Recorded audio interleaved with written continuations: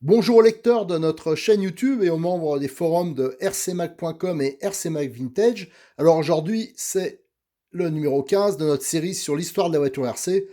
Alors comme je le répète, cette série, je dis pas que j'ai la science infuse, comme on dit, je connais pas tout. J'essaye de donner les infos que j'ai, que mes souvenirs, parce que j'ai couru à cette époque-là. Alors il peut y avoir des erreurs, n'hésitez pas à rectifier. Mais le but étant de garder déjà des traces de ses débuts, parce que maintenant qu'il n'y a plus de revues, avec le développement de Facebook, ça veut dire que les photos maintenant disparaissent vite. On va garder de moins en moins d'archives sur cette époque-là. Et il me semble intéressant pour les plus curieux de voir toutes les solutions qui ont été trouvées au tout début, notamment là c'est du TT 1/8 4x4. Donc au tout début, bien sûr, les constructeurs ils cherchaient la meilleure solution au niveau implantation, au niveau transmission. Et donc c'est parti un peu dans tous les sens. Alors il y a eu bien sûr Yankee qui a été un des premiers et qui a surtout inventé la voiture moderne. Mais les autres, sur le moment, ils n'ont pas tous copié, ils sont partis sur d'autres solutions, et notamment MRC. Je vous avais présenté notamment, c'est une marque française, qui est dans le 94, je crois que c'est à Limeil-Brévagne ou Bonneuil-sur-Marne, voilà, qui est implantée, et qui est une marque qui existe toujours, mais bien sûr qui ne produit plus de voitures. Et donc à ce moment-là, ils produisaient une voiture qui était le Buffalo, que je vous ai présenté dans un numéro précédent. Alors cette voiture, qui était inspirée de la voiture PB Alpha de piste, parce que c'est une marque qui distribuait, et ils se sont aperçus quand il y a Yankee qui arrivait avec les 4x4, les Italiens, tout ça, ils se sont dit bon, faut qu'on sorte un 4x4, et ils se sont aperçus quand même que c'était compliqué de le transformer en 4x4. Alors ils sont partis d'une feuille blanche et ils nous ont sorti le Buxi. Alors je pense qu'ils auraient mieux fait de s'inspirer de l'autre marque française Yankee. Là ils sont partis avec des solutions quand même qui étaient un peu bizarres, assez, moi je trouvais pas très simple, assez compliqué, peu fiable. Moi j'ai fait une course avec cette voiture qu'on m'avait prêtée, pourtant c'était une qui était préparée et tout ça, et ça a été une catastrophe. Donc c'était une voiture, moi pour moi, alors tout le monde aura peut-être pas cet avis, mais c'est une voiture, ça a été un bide, ça a été vraiment une catastrophe, je trouve, au niveau technique. Et malgré de très bons pilotes dans le team MRC, les résultats ont été vraiment pas terribles. Et c'était une voiture quand même, moi je me rappelle, j'avais cassé je crois deux trois cloches dans les qualifs, j'avais enfin, vraiment beaucoup de problèmes, et en plus la courroie, enfin ça avait été assez compliqué. Par contre ce que j'aimais bien, alors là elle est pas peinte, ça c'est ma voiture, c'est la carrosserie de Corvette, donc c'était original, à l'époque on mettait encore des carrosseries qui étaient inspirées des voitures 1/8 piste. D'ailleurs ici vous en avez qui sont peintes, donc celles-là elles sont en ABS, donc vous voyez la noire, et celle-ci, alors on peut voir par rapport, je vous montrerai tout à l'heure une carrosserie de Corvette 1/8 piste, elle était inspirée de celle-ci. Là par contre c'était la forme a été un peu différente au niveau des ailes, tout ça, et il y avait aussi ces prises d'air ici, voilà, souvent qui étaient découpées pour, voilà, comme on le voit ici, pour refroidir un peu mieux le moteur. Et on voyait, on mettait des petits grillages ici à la place des vitres, voilà, et c'était, bien sûr c'est pas du Lexandre, c'est de la l'ABS. Tandis que celle-là, là, en Alexandre, alors je pense que ça a été une reproduction. Alors, cette voiture, je vais vous la présenter. Vous voyez déjà, regardez, au niveau des débattements, déjà le problème, là, elle est en position normale. Alors, vous imaginez bien que quand on actionnait la suspension, ça touchait de partout. Ce qui explique que souvent, là, on peut le voir, les ailes étaient hyper découpées. Donc, niveau look, c'est sûr qu'après, ça changeait un peu. Et donc, cette voiture, donc je vais retirer la carrosserie.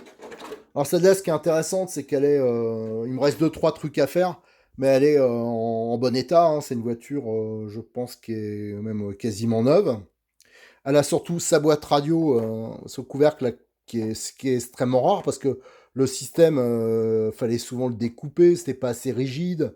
Alors souvent, les gars, ils les remplaçaient par une platine en époxy. C'est pour ça que souvent, dans les Buxi qu'on trouve, il n'y a plus la boîte. Alors bonne nouvelle, Modélisme 34 va normalement les reproduire les boîtes en partant de la mienne. Alors en espérant qu'elle ne sera pas sacrifiée. Voilà. Donc parce que souvent les Buxi. Alors c'est une voiture qui a été assez courante, mais en fin de compte, dans les collections, je crois qu'il y en a assez peu, surtout en bon état. On trouve surtout des épaves. Et pourtant, moi, je trouve que c'est une voiture qui est importante dans une collection, enfin, je veux dire qui est intéressante parce qu'elle est hyper originale. Elle est originale pourquoi? Parce que déjà, on voit que c'est un châssis poutre, hein, un peu à la Kyosho, ou comme sur les Garbo aussi, il y avait ça, les Romax, tout ça. Et il y a des bras tirés. Donc les bras tirés, l'avantage c'est que donc l'appareil un peu comme Kyosho, comme Garbo, les Presto, et l'avantage c'est bien sûr l'efficacité de la suspension hein, quand c'est bien conçu. Là c'était pas spécialement le cas. Donc il y a des gros débattements et ça effaçait bien les bosses. Par contre, ils se sont compliqués.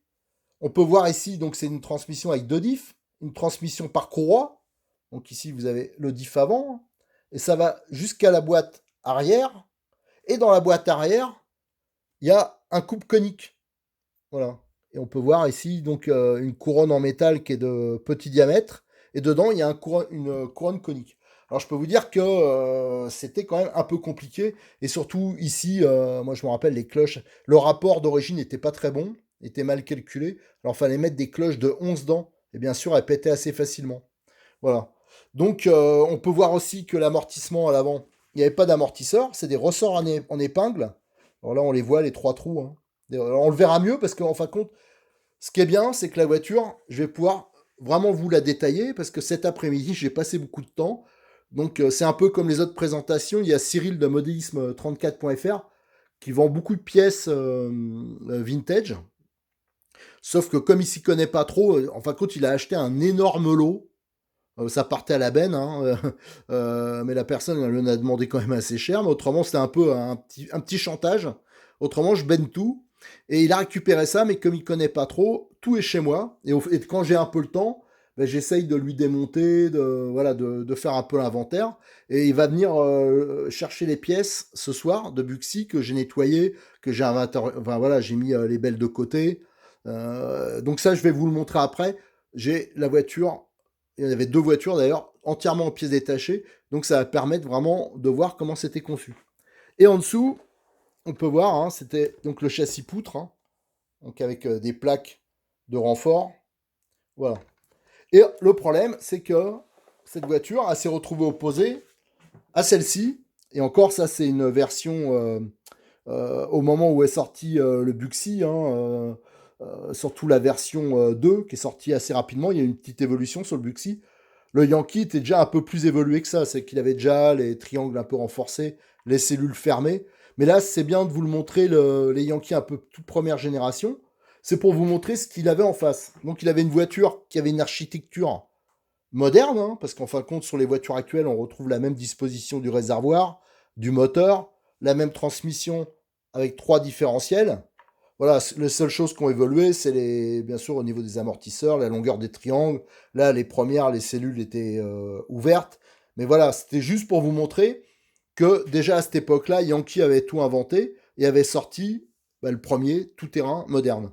Et en face, on se retrouve avec une voiture donc qui était quand même beaucoup plus rustique, hein, beaucoup plus lourde déjà, avec des châssis poutres, une transmission quand même qui était un peu compliquée. Et maintenant, je vais vous montrer le Buxi dans les revues.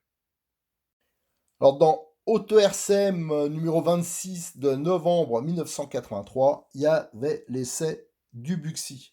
Alors, on peut voir, je pense, ce Buxi-là, c'était une version 2. Ça, je vous l'expliquerai après. Alors, il y avait, alors ça, un jour, de toute façon, je vous feuilleterai ce numéro, on fera un peu tous les modèles comme j'ai déjà fait pour d'autres vidéos. Mais là, c'est déjà pour vous montrer un peu les prix déjà de la concurrence. Alors vous voyez un Yankee, le 84S, ça veut dire sans différentiel de pont, ça valait 2400 francs. Là, le modèle compétition, il valait 3390 francs. Alors, si vous reportez ça en euros, vous allez voir que ça faisait quand même cher hein, pour l'époque. Et on va comparer avec le prix. Alors là, je ne le vois pas. Donc on va aller voir sur une autre publicité. Alors là, on avait le Buxi 4x4, il valait donc 2100 euros. Vous voyez, il était quand même beaucoup moins cher le Buxi, mais c'est sûr que les performances étaient quand même beaucoup plus médiocres. Mais c'est pour ça que ils ont voulu faire une voiture moins chère pour concurrencer le Yankee, mais c'est sûr que c'était pas tout à fait les mêmes performances. Là, vous avez donc une pub de l'époque, hein, donc avec la carrosserie. Alors d'ailleurs, la carrosserie, c'est pas la bonne. Je vais vous le montrer parce que la carrosserie, hop, je regarde. Là, vous avez la carrosserie qui est creusée ici. Et la carrosserie qui présente, hop, le temps que je l'attrape, j'avais pas prévu. En fin de compte, c'est celle-ci. Ça, c'est une Corvette. Donc, vous voyez, c'est pas tout à fait la même. Hein. Il y a quelques changements. Mais bon, là, c'est sûr qu'elle est pas peinte, mais vous voyez la forme. Et ça, c'est la Corvette qui a servi à faire le moule hein, qu'ils ont modifié pour le Buxi. Donc là, c'était peut-être pas fait au moment où ils ont fait la publicité. Et ça veut dire qu'il n'y a pas notamment les parties avant creusées, là, voilà. Donc ça, c'était déjà une première petite erreur. Voilà. Après, si on regarde, vous voyez, à l'époque, c'était marrant, hein, on parlait des championnats de région. C'était même pas les championnats de France. Il y avait quand même des articles sur les championnats de région. Et là, donc, on voit notamment du Yankee, on voit, là, c'est du Garbo, Presto, voilà.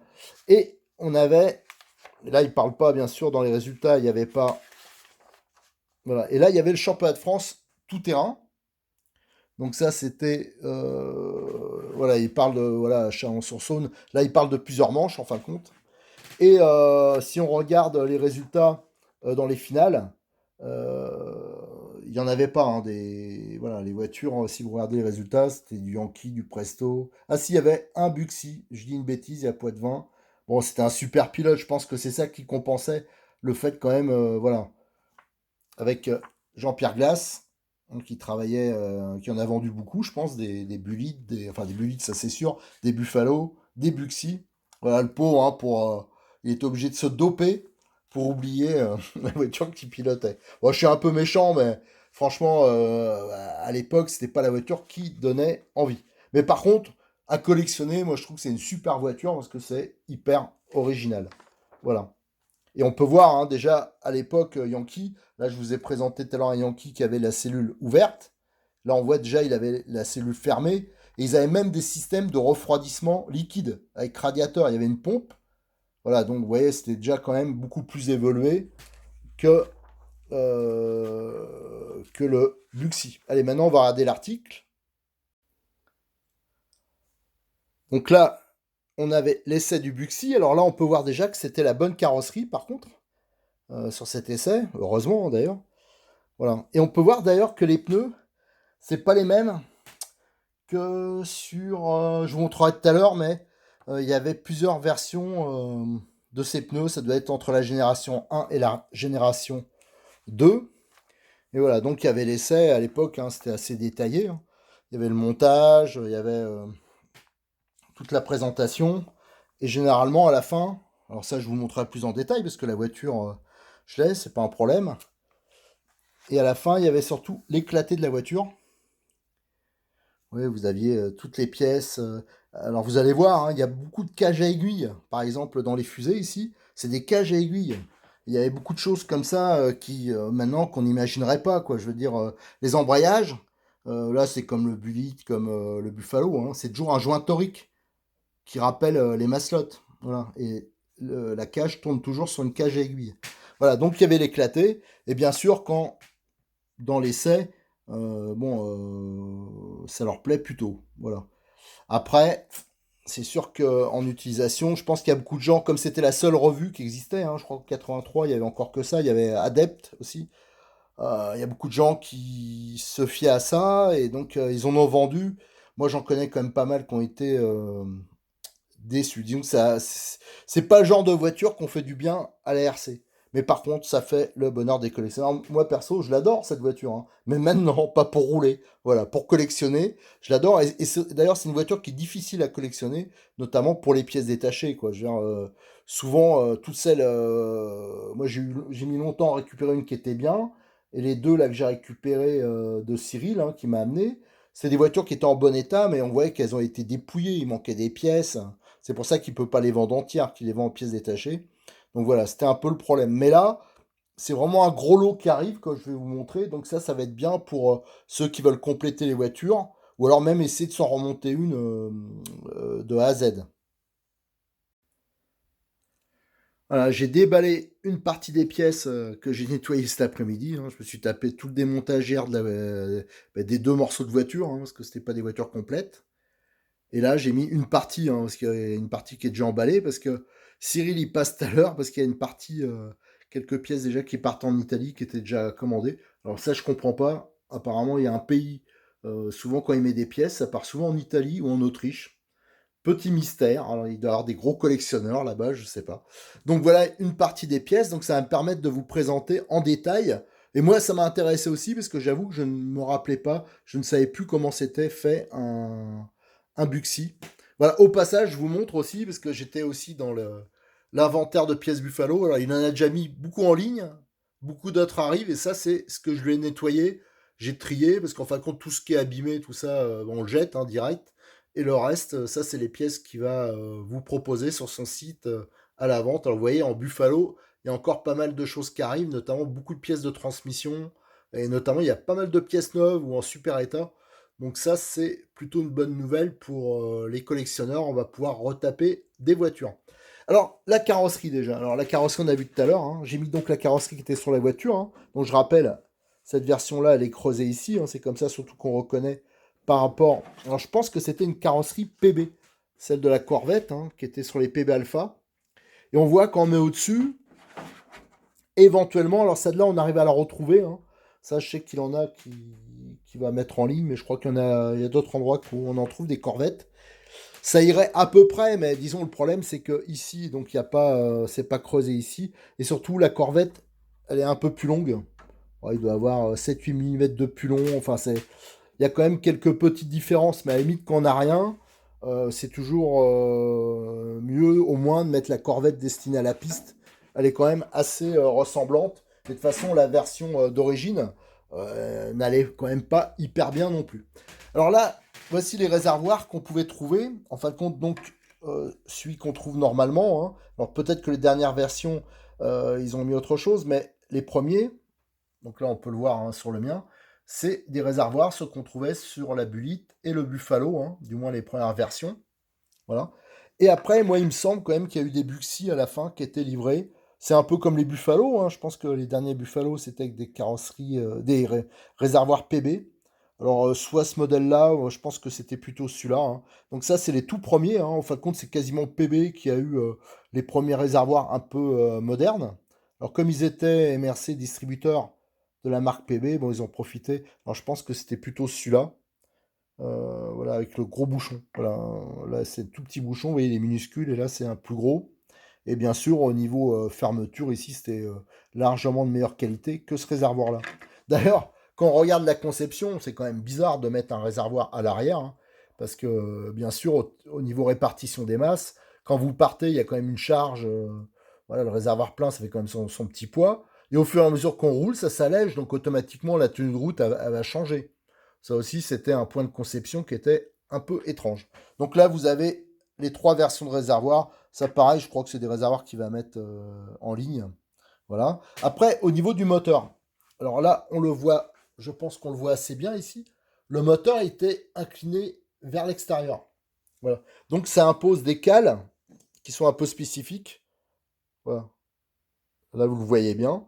Alors maintenant, actuellement, il y a des voitures hein, qui ont encore ce système-là, avec le moteur en tout terrain, hein, qui ont le moteur incliné. Plutôt là c'était vers l'extérieur, là c'est plutôt vers le centre. Alors je pense que c'était plus pour éviter la courroie, peut-être, si on regarde. Ouais, c'est ça, en fin de compte, il l'avait incliné.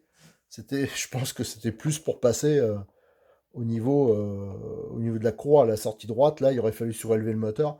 C'est vrai que ça aurait pas été top. Alors, les cales, c'est là qu'on voyait qu'à l'époque, c'était n'importe comment, fait n'importe comment, parce qu'ici, on peut voir que ça a été bien fait. Alors, c'était peut-être déjà pré-percé. Mais là, il y a une bidouille infâme. Regardez, ils ont fait passer des vis, là. Enfin, bon, c'est un peu n'importe quoi. Donc ça, on le voyait souvent sur les voitures anciennes. Alors bien sûr, comme c'est un carbu, si c'était un carbu à tiroir, fallait, pour ça que là je l'ai laissé, fallait un renvoi pour la commande. L'embrayage, c'est le même qu'on trouvait sur le Buffalo et la Bullitt. Donc on retrouve deux maslottes qu'il fallait tailler soi-même. Et avec le fameux petit joint torique, hein, bien sûr, quand ça chauffait, qui pétait. Donc voilà. Et donc on pouvait jouer en allégeant les maslottes, en les retaillant. On pouvait jouer sur, bien sûr, le moment où l'embrayage, où ça allait embrayer. Voilà. Donc ça, c'était aussi important pour la tenue de route. Là, les moteurs, c'est des échappements latéraux, hein. Et là, on voit, alors ça, c'était par contre le très bon point de la voiture. Est-ce que c'était livré d'origine? Je sais pas. Ça se peut, je me souviens pas. Et on peut voir ici, c'est le pot PB. Toujours pareil, hein, comme ils distribuaient PB, ben, ils en profitaient pour mettre le pot. Et en plus, comme il était excellent, fallait pas s'en priver. Alors en fin de compte, le vrai montage, sur la mienne, c'est pas le bon montage. Alors ça, Cyril, je vais lui prendre. Voilà, ça fait partie des pièces. L'ensemble, là, je vais lui prendre, ça me servira pour une autre voiture. Surtout que le joint est neuf. Et ce pot-là, PB, donc vous voyez, vous avez la sortie qui était fixée ici. Et ici, à l'entrée, qui est assez importante, on mettait ce joint, voilà, qui est en silicone et qui a super bien résisté dans le temps, quoi. Ça montre bien que une des deux voitures là, que j'ai décortiquées, elle était neuve, la voiture. En fin de compte, ça avait été juste monté. Apparemment, c'était une voiture qui était en vitrine dans un magasin et qui est restée des années comme ça, qui a jamais roulé. Sauf que bien sûr, ils avaient récupéré des pièces dessus. Mais bon, pour les collectionneurs, c'est intéressant parce que ça va permettre de récupérer des pièces neuves comme le châssis, comme les triangles, et ça, c'est un bon point. Et là, donc, on avait ici le coude, et vous voyez ici, c'est un peu plus, c'est comme en plomberie en fin de compte, il l'avait évasé, donc ça permettait de passer cette petite pièce et de pouvoir mettre les ressorts dessus. Voilà, c'était fixé comme ça. Et là, ça rentrait dans le tube, et bien sûr, on pouvait coulisser. Et en jouant là-dessus, sur le coulissement, donc la longueur de l'accord, ben, on pouvait accorder le moteur, et ça marchait plutôt pas mal, hein. Ça, c'était donc c'était un très bon pot. En plus, il avait un look sympa. Ça, c'était le bon point du Buxi. Voilà, bon, ça, c'est difficile à trouver, surtout dans cet état-là, ce type de pot. Là, vous aviez, donc, il n'y avait pas d'amortisseur à l'avant. Donc là, on a les amortisseurs arrière, hein, qui sont un peu inspirés de ce qu'il y avait sur le Buffalo, mais bien sûr en beaucoup plus grand. Ça me fait penser aussi aux amortisseurs qu'il y avait sur les Garbo. Voilà, bon, les Romax, les trucs comme ça. Bon, là, pas de remarque particulière, hein. Comme d'habitude, à l'époque, on mettait, c'était des huiles, c'est pas des, bien sûr, il n'y avait pas d'huile silicone, hein. Et il n'y avait pas d'histoire de volume constant ou de choses comme ça. Après, alors la cloche, hein, j'avais oublié de montrer aussi, c'était des cages à aiguilles qu'il y avait à l'époque, hein, sur les embrayages. Et on peut voir les cloches. Là, c'est peut-être une 12 dents, je sais plus, j'ai pas compté. Mais je pense que c'était livré avec une 12 dents et après peut-être 11 dents.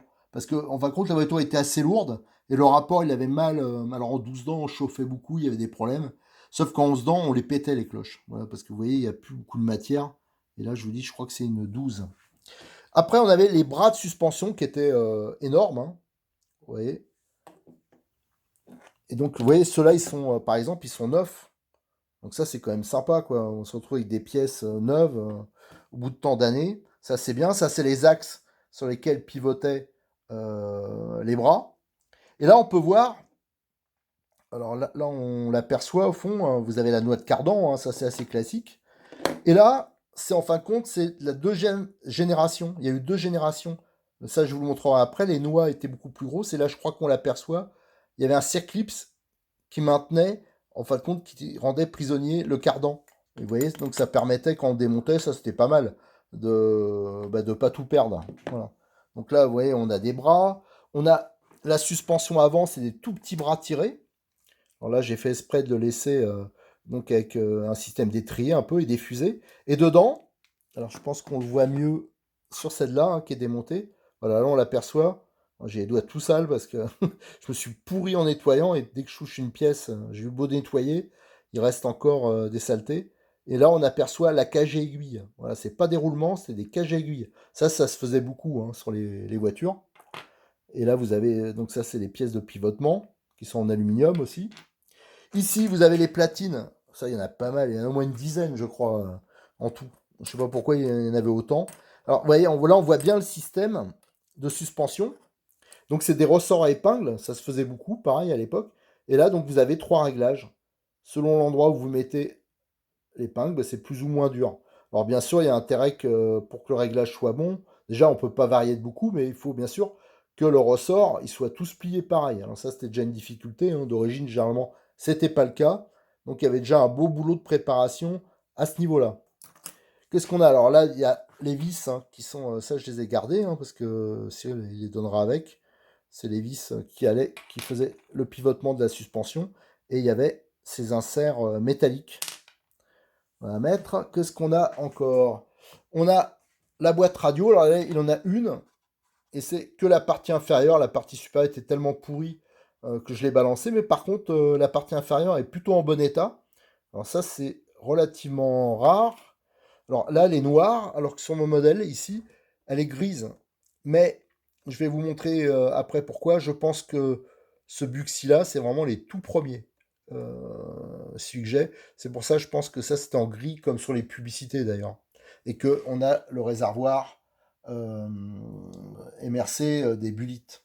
Alors, je vais vous le montrer d'ailleurs tout de suite. Je ne vais pas faire un retour après. Regardez la noix ici. La noix de sortie du cardan. Et là, on va regarder la noix des différentiels que j'ai démontés. Alors déjà, je pense que la grosse différence, c'est que la noix ici, elle doit faire partie de l'arbre de différentiel. Ça veut dire ici, j'ai le différentiel, les noix sont rapportées. Mais le modèle que j'ai, je pense que ça fait partie, la noix est intégrée à l'arbre. Voilà. Et donc on peut voir la différence de diamètre est énorme. Donc c'est qu'il y a dû avoir des problèmes à ce niveau-là. Et ici, il y avait un circlips qui maintenait prisonnier. D'ailleurs, on le voit bien ici. Voilà. Là, vous avez le montage. Alors là, c'est plutôt un arbre de roue. Mais on voit bien le montage. C'était du même pareil de l'autre côté. On pouvait mettre le circlips et ça permettait de ne pas faire tomber le cardan. Alors, au niveau des cardans, justement, les miens, là, au centre, ils sont assez balèzes. Alors ça, par contre, c'est une petite bizarrerie parce que les cardans, le standard des cardans, c'était ceux-là. Voilà, moi, c'est ceux que j'ai trouvé, que ce soit à l'avant ou à l'arrière. Apparemment, c'était les mêmes. Voilà, c'est ces cardans-là, qui d'ailleurs qui sont en très bon état. Et sur la version, alors sur un des modèles, c'était qu'à l'arrière, il y avait ces cardans qui sont un peu plus gros. Et donc ce montage avec des grosses noix. Voilà. Là, on le voit bien. Là, c'est la noix des premières versions. Et ça, c'est la noix des versions suivantes. On peut voir que c'est beaucoup plus gros. Mais ceux-là, ils avaient aussi un système de maintien avec un circlips. Alors là, on a le système de direction. Ça, donc c'est la même chose que sur le Buffalo. Il n'y a que les biellettes qui changent. Avec le petit plot, l'axe de pivotement, avec le plot en alu qui est monté sur cylindre block. Ça, c'était plutôt bien. Là, on a les paliers. Ça, c'est les paliers donc pour la suspension. Voilà, donc c'est là-dessus qu'on monte les gros axes ici. Après, j'ai les diffs. Alors, vous allez voir, à l'intérieur, le diff. Donc, c'est un diff. Là, par contre, ça ressemble en conception, en taille, à du Yankee. Voilà. Sauf qu'eux, ils ont rajouté donc une poulie. Voilà. Et d'ailleurs, tenez, regardez. On le voit bien là, la différence.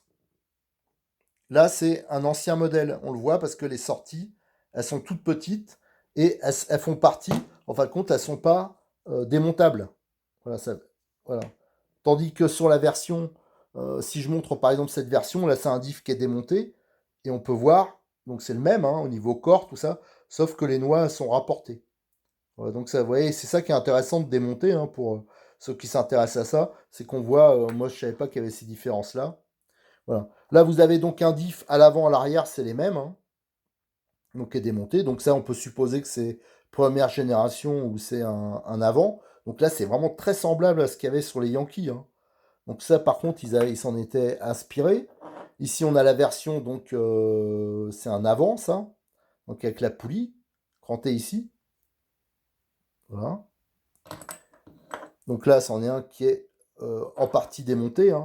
Donc les satellites, ils sont ici, avec les axes. Et là, on peut voir l'entraînement. Ici, vous avez une goupille. De l'autre côté, vous avez 4 plots. Et en fin de compte, ça correspond Si vous regardez le coupe conique, ici il y a le trou, hein, donc c'est juste emmanché comme ça. C'est les roulements et les noix qui maintiennent l'ensemble.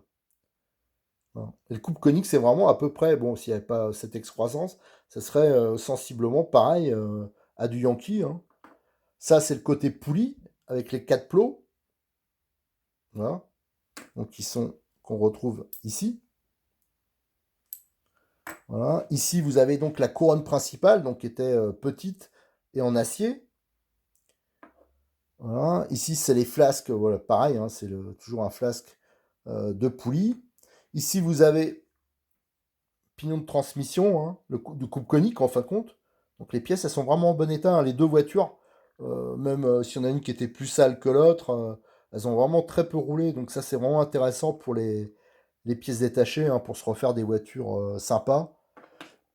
Ça sera l'occasion. Là, vous avez le pignon seul, vous voyez, ils sont vraiment nickel. Donc là, les noix, on avait déjà vu. Ça, c'est les petits axes de transmission. Ça, c'est le système de freinage. Donc, c'est des plaquettes en bakélite, des disques en acier plein. D'ailleurs, on voit qu'il y a une voiture qui n'a jamais roulé, c'est sûr. Il n'y a même pas de marque de freinage. Vous que la deuxième, on voit qu'il y en a un peu, mais à peine. Ça, donc, c'est les cames de frein, hein, qui sont très grandes parce qu'elles traversent toute la cellule. La cellule, donc, alors, avant, là, c'est les paliers de train avant, hein, qu'on trouve ici. Qu'est-ce qu'on a? On a les couvercles de cellules. Vous voyez la forme un peu particulière du couvercle. Alors ça, c'est pas d'usure. C'est juste parce qu'ils ont eu la bonne idée. Ça se faisait souvent à l'époque. Ils ont repeint les jantes, le plastique. Alors là, quand j'ai nettoyé, une partie de la peinture est partie, mais ça partira facilement. Mais bon, c'est en très bon état. Et là, c'est un autre. Et on voit que là, ça servait, c'était pour la fixation du pot, souvent. Ils se mettaient là-dessus. Voilà. Où on était, voilà, je suis parti un peu dans tous les sens. Donc là, on avait les disques, les plaquettes donc en bakélite. Ici, c'est les gros roulements pour le pignon d'attaque. Et on voit ici, il y a le logement pour les plaquettes. Ça, c'est les côtés des cellules. Voilà. Qu'est-ce qu'on a on a à peu près fait le tour. Hein. Là, on a donc les plots, c'est les mêmes que le Buffalo. Là, il y en a un fagot, c'est les plots support carrosserie et support aileron, qu'on en met un. Donc ça, c'était bien à l'époque quand même, ils mettaient des pièces tout en aluminium. Là, on a les courroies de transmission entre l'avant et l'arrière. À mon avis, ça, peut-être m'en mettre une de côté, parce que c'est le genre de truc, ça, pour s'en trouver une, ça doit pas être évident de cette taille-là. Et là, on a les châssis. On a les deux châssis, donc qui sont... donc vous voyez, le principe c'est le même. Hein. C'est des châssis poutres, hein, un peu comme sur les Kyosho de l'époque, et ils mettent des plaques entre. Voilà. Donc celle-là, il y en a une qui est neuve, il y a juste le fait que, comme c'est de l'alu un peu mou, quand ils ont serré le moteur, je pense que c'est un tout petit peu abîmé là, mais bon, il n'y a aucune autre trace. Et le deuxième, bon, il y a quelques traces de rayures. Et ils avaient juste, d'ailleurs, tiens, il y a une bizarrerie. Je pense qu'ils s'étaient plantés à l'époque. Regardez, ouais, et voilà, une des voitures, il s'était planqué. Je pense que c'est plutôt celle-là. La personne qui l'a montée, vous voyez la plaque ici, dans le sens qu'elle est montée. Et là, il l'a montée dans l'autre sens. Donc, ils se sont plantés. Je pense que c'est pour ça qu'ils ont un peu creusé ici pour le passage du volant moteur, parce qu'il tombait pas bon, bien sûr. Voilà, on voit, hein, c'était du coup trop reculé. Ouais, comme quoi, hein, les erreurs de débutants, il y en avait beaucoup, même à l'époque. Voilà, ben, les deux châssis, en tout cas, il y en a un qui est neuf. Hein, moi, je considère qu'il est neuf, hein, parce qu'il y a juste des petites marques ici sous le moteur. Et l'autre qui est quand même en relativement bon état. Voilà. Donc voilà ce qu'on pouvait dire sur le Buxi. Alors ce que je vais faire de toute façon, c'est que je vais faire tout en photo, là avant ce soir, avant qu'ils viennent le chercher. Comme ça, je les mettrai sur RC Mac Vintage, hein, ça nous fera pour le musée. Et autrement, bah, la voiture, hein, je vous l'ai détaillé, il n'y a pas de problème. Je la ferai aussi en photo et on fera une rubrique avec la notice et l'article de la revue.